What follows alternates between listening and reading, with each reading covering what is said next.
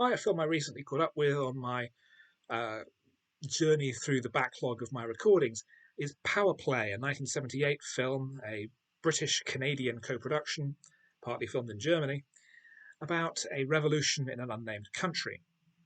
Although strictly speaking, it's not a revolution. The film is frequently described as depicting a coup d'état. Um, the country is portrayed by Germany and Canada.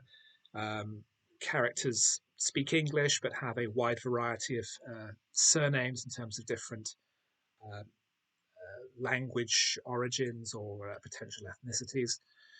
And most of the cast are either British or American, or Canadian rather.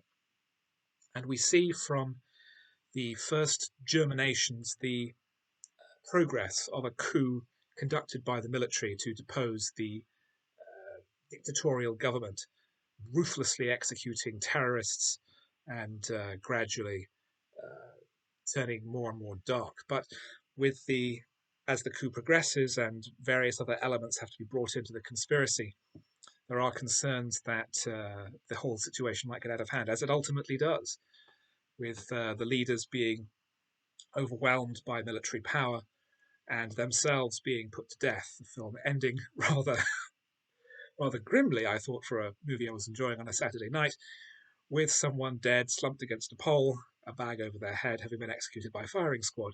And we get to watch that as the credits scroll up at the end. It's an interesting film. We have a very strong cast of David Hemmings, Peter O'Toole, Donald Pleasence. Barry Morse gets a rare feature film lead as a distinguished elder statesman politician. And it's very sober, it's very low key.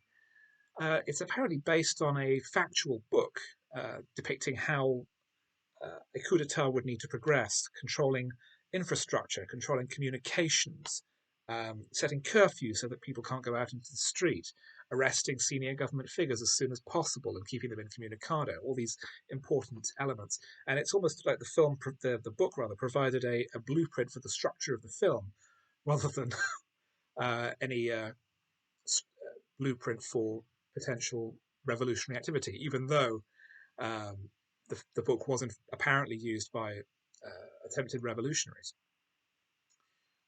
It's an interesting work, as I say, um, but ultimately it felt rather hollow. One can see the ending coming from quite some distance, and there's a general lack of subtlety. I felt the twists and turns are never particularly surprising.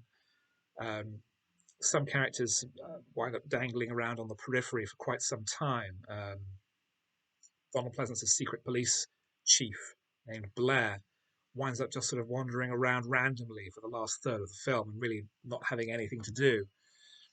So, although it's an interesting concept and a notable production as an Anglo Canadian film, it falls short of its potential. It could have been a very dark, grim story of the futility of political struggle. But instead, it winds up not really taking much of a position at all and becoming probably as much of a textbook as the original novel was.